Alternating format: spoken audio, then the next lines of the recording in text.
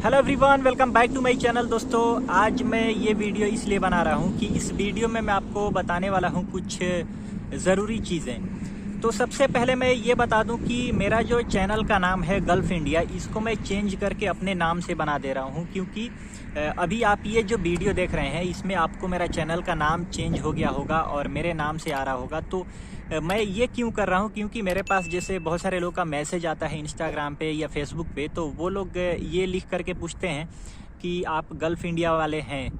तो थोड़ा सा कन्फ्यूज़न आपको भी रहता है इसको लेकर के कि आप मुझे ही मैसेज कर रहे हैं या किसी और को। तो इससे मैं सोचा कि मेरा नाम वहाँ भी रहेगा और यहाँ भी रहेगा, तो आपको भी ये पूछने की ज़रूरत नहीं पड़ेगी। तो सबसे पहली बात ये मैं सोचा कि ये नाम चेंज ही कर दूं, मेरे ही नाम से रहेगा, तो आप लोग के लिए भी बेटर रहेगा कि मेरा नाम आपको पता रहेगा कि मेरा नाम है क्या। मेरे बारे में फिर पूछने की ज़रूरत नहीं पड़ेगी।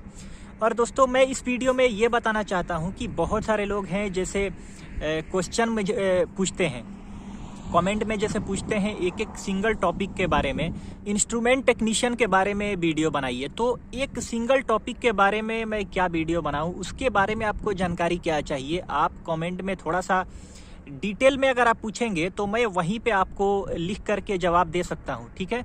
और मुझे लगेगा कि इसका डिटेल ज़्यादा बनाने की ज़रूरत है, तो हो सकता है कि मैं उसका वीडियो बना दूंगा। तो आप थोड़ा सा डिटेल में पूछिए क्वेश्चन अगर आपका कुछ है। तो अब इंस्ट्रूमेंट टेक्नीशियन के बारे में मतलब मुझे नहीं पता चल पाता है कि मैं आपको क्या बताऊं, तो आप ये पूछिए, उसमें थोड़ा सा डिटेल दे दीजिए, ताकि अगर मुझे उसके बारे में जानकारी होगा तो उसी टाइम में मुझे लगेगा कि कमेंट से ही इसका जवाब दे दूंगा। अगर मुझे लगेगा कि इसके लिए वीडियो ज़रूरी है तो मैं एक वीडियो बना दूंगा। अब दूसरी बात कि बहुत सारे लोगों का मैसेज आ रहा है कि सर डिप्लोमा के बारे में वीडियो बनाइए। तो डिप्लोमा के बारे में ठीक है, वीडियो डिप्लोमा के जो लोग किए हुए हैं तो गल्फ आने के लिए उनका क्या क्या मतलब स्कोप है और कौन सा पोजीशन पे आ सकते हैं यहाँ पे डिप्लोमा के लिए, तो बहुत अच्छा है, ऐसा कुछ नहीं है। डिप्लोमा वाले भी बहुत बढ़िया पैसा यहाँ पे अर्न करते हैं। तो थोड़ा सा आप भी डिटेल में कमेंट कीजिए कि जैसे, क्योंकि मैं वीडियो बनाऊंगा फिर आपको थोड़ा सा कन्फ्यूज़न रहेगा कि आप क्या पूछना चाह रहे थे और मैंने कुछ और बताया। तो थोड़ा सा डिटेल आप भी लिख दीजिए कि आपको ये चीज़ें चाहिए, जैसे सैलरी से रिलेटेड, जॉब पोजीशन से रिलेटेड, या आपको डिप्लोमा के बारे में कुछ पता है तो क्या ये चीज़ करना चाहिए, वो चीज़ करना चाहिए या नहीं करना चाहिए, ताकि मैं वीडियो में वो चीज़ भी इंक्लूड कर दूँगा। अब तीसरी बात ये है कि बहुत सारे लोग जैसे मैसेज ये करते हैं कि ओमान में ये कंपनी के बारे में बताइए। तो देखिए, ओमान में कोई भी है, चाहे यहाँ पे कोई मैनेजर है, सुपरवाइज़र है, इंजीनियर है या वर्कर है, सारी कंपनियों के बारे में किसी को भी नहीं पता होता है। तो जिस कंपनी के बारे में मुझे पता होता है मैं तो आपको बता देता हूँ, या किसी से पूछ करके। इसके लिए आपका कमेंट का रिप्लाई नहीं मिल पाता होगा, क्योंकि मैं सोचता हूँ किसी से पता कर लूँ, कोई बता देता है तो फिर मैं आपको बताता हूँ, और नहीं पता चल पाता है तो फिर वो कमेंट पुराना हो गया रहता है और फिर वो कमेंट जल्दी मिलता नहीं है, क्योंकि बहुत नीचे किधर चला गया रहता है। तो अगर आपके उसका जवाब नहीं मिल पाता है तो आप समझिए कि मतलब जिस कंपनी के बारे में आप पूछ रहे हैं हो सकता है मुझे उसके बारे में पता नहीं हो। तो दोस्तों, मेरा जो वीडियो बनाने का मकसद ये होता है कि ज़्यादा से ज़्यादा जो फ्रेशर्स हैं उनका हेल्प हो सके, जो लोग गल्फ़ कंट्रीज़ में आना चाहते हैं। तो जो भी वीडियोस जो गल्फ़ जॉब से रिलेटेड या यहाँ आने के लिए क्या करना चाहिए, ये सब जो मैं वीडियो बनाता हूँ उसमें यही मेरा जो मैं ट्राई यही करता हूँ कि जो फ्रेशर हैं उनको ज़्यादा से ज़्यादा गाइड मिल सके। तो मेरा मेन टारगेट यही होता है कि अगर आपको कोई डिमोरलाइज़ कर देता है, अगर आप गल्फ़ में आना चाहते हैं, बोलता है कि यहाँ पे आना बहुत ज़्यादा टफ़ है, अभी 5 साल का या 10 साल का एक्सपीरियंस लेकर के गल्फ़ में जाओ, तो मैं वीडियो बनाता हूँ ताकि आपको भी पता चले कि गल्फ़ में आने के लिए गल्फ़ रिटर्न होना चाहिए। जो लोग इंडिया में काम करते हैं, ऐसा नहीं है कि आपके पास नॉलेज कम है, इंडिया में भी काम कर रहे हैं, आपका वही काम हो रहा है, गल्फ़ कंट्रीज़ में भी वही काम हो रहा है। बस यही है कि यहाँ पे थोड़ा सा जैसे कोड और स्टैंडर्ड को फॉलो किया जाता है, और इंडिया में भी किया जाता होगा। अब इंडिया में क्या है कि अगर आप वहाँ पे काम करते हैं तो फोरमैन, सुपरवाइज़र, इंजीनियर हो सकता है, तीनों का काम आप संभालने, आप ही को देखना पड़ता होगा।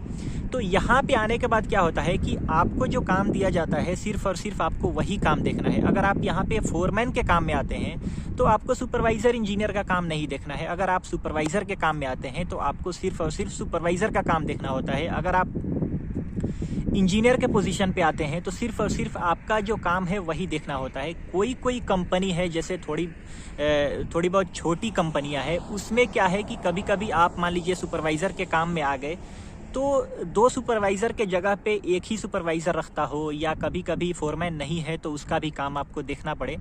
लेकिन जनरली जो गल्फ़ कंट्रीज़ में है, आप जिस काम में आते हैं उसी काम को आपको देखना होता है। और वर्कर में भी, जैसे अगर आप पाइप फिटर में आए हुए हैं तो सिर्फ और सिर्फ आपको अपना ही काम देखना होता है। वेल्डर में आए हैं तो सिर्फ और सिर्फ आपको वेल्डिंग ही कराया जाता है। कभी कभी कोई कंपनियों में आप चले गए, काम नहीं होता है तो कंपनी आपको दूसरा काम भी दे देती है। तो ये कभी कभी होता है और ऐसा होता है। और मान लीजिए कंपनी के पास काम नहीं है तो आपको भी करना पड़ जाता है, क्या कर सकते हैं। मान लीजिए रोजी रोटी आपको चलाना है तो 2 में से एक ही काम करना है कि चलो ठीक है, दूसरा काम है तो हम।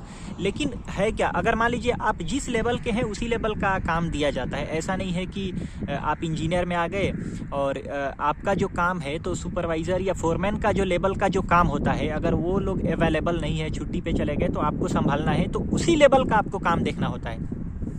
ये नहीं है कि आप सुपरवाइज़र या इंजीनियर पे यहाँ पे आए हैं और आपको हेल्पर का या वेल्डर का या फैब्रिकेटर का, फिटर का काम दिया जाएगा, ऐसा तो नहीं है। तो इसीलिए आपके लेवल का जो काम यहाँ पे मिलता है वो तो करना भी चाहिए, आपको भी थोड़ा बहुत एक्सपीरियंस होगा। और मान लीजिए अगर आप मना करेंगे तो फिर वो लोग, कंपनी क्या बैठा के तो पैसा नहीं देगा। या तो आप रिज़ाइन लगा के या कंपनी को बोलिए हम ये काम नहीं करेंगे, तो कंपनी आपको घर भेजेगी। तो हर किसी को मजबूरी होता है कि यहाँ पे जो लोग आए हैं पैसा अर्न करने के लिए, पैसा कमाने के लिए आते हैं। तो दोस्तों, गल्फ़ कंट्रीज़ में आने के लिए अगर आप सोच रहे होंगे कि यहाँ पे आना बहुत टफ़ है, तो टफ़ नहीं है, सिर्फ यहाँ पे एंट्री करना टफ़ है। जो लोग ये समझ गए कि यहाँ पे आना मतलब खाली एंट्री करना टफ है, तो फर्स्ट टाइम में आप यहाँ पे एंट्री करना थोड़ा सा मुश्किल है।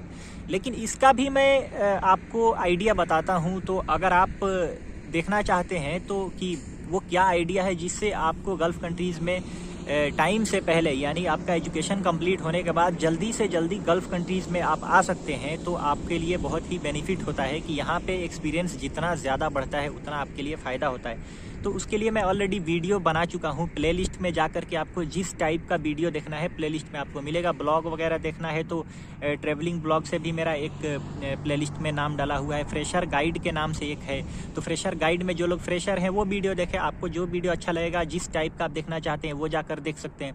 तो मेरा यही टारगेट होता है कि जो लोग फ्रेशर हैं और गल्फ़ कंट्रीज़ में काम करने के लिए इंटरेस्टेड हैं, और जितना जल्दी वो लोग यहाँ पे आते हैं उनका तरक्की उतना ज़्यादा होता है, यानी कि उनका सैलरी उतना ज़्यादा यहाँ पे एक्सपीरियंस के हिसाब से ही मिलता है। आपको भी पता है, अगर आप इंडिया में 10 साल काम किए, फर्स्ट टाइम आ रहे हैं, तो वही 2500-3000 दिरहम यानी कि 50-60 हज़ार इंडिया का आपको मिलता है लगभग।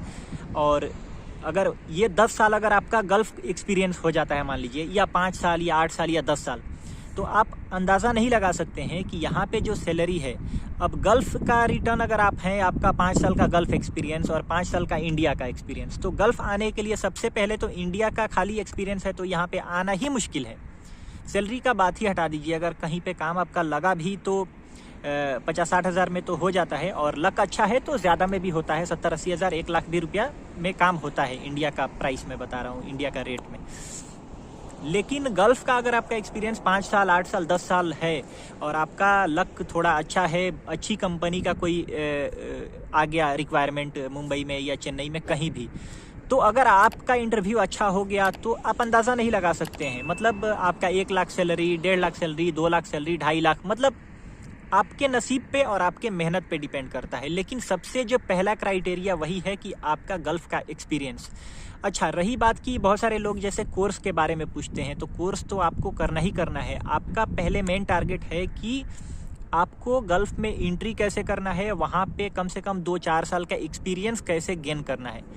गल्फ़ में एंट्री कीजिए और फिर उसके साथ साथ में कौन सा कोर्स रिक्वायर्ड है, ये कोई बड़ी बात नहीं है। आपको जिस फील्ड में जाना है उसके बारे में पता कीजिए कौन सा कोर्स अच्छा वाला है।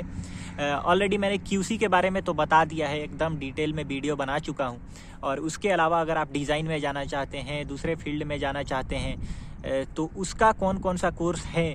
लेकिन पहले आपका टारगेट होना चाहिए, आपका फील्ड सेलेक्ट हो जाना चाहिए कि कौन सा फील्ड में आपको जा कर के काम करना है।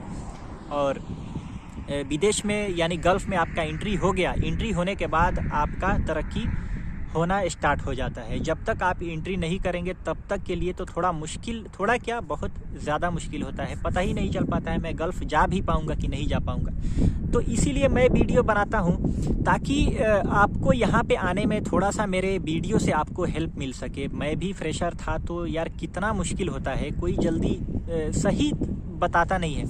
अच्छा, मैं एक मतलब जानने वाले थे, उनका एक दोस्त था, तो उससे मैं पूछा था मुंबई में जब मैं था कि मुझे गल्फ़ कंट्री में जाना है, क्या करना पड़ेगा? तो वो ये बोला कि अभी आराम से इंडिया में 5 साल का तुम एक्सपीरियंस लो, उसके बाद ही गल्फ़ जाने का सोचो।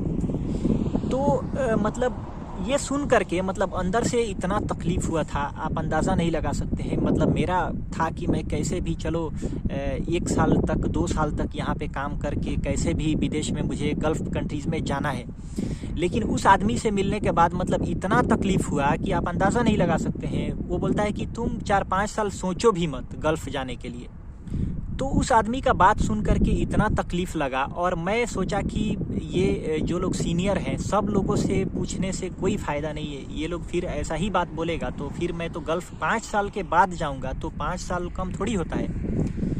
फिर मैं अपने आप को एक्सपीरियंस करते गया, मैं सोचा मुझे जाना ही है। इसके लिए मैं आपको बताता हूँ कि यहाँ पे जितना जल्दी आएंगे उतना ज़्यादा तरक्की है। और मैं खुद से ये सब एक्सपीरियंस किया कि क्लाइंट को क्या रिक्वायरमेंट है गल्फ़ जाने के लिए, आखिर वहाँ के लोग क्या चाहते हैं, वहाँ की जो कंपनियाँ हैं क्यों 5 साल 7 साल का एक्सपीरियंस चाहिए, तो हम क्या करें हमारा भी एक्सपीरियंस हो।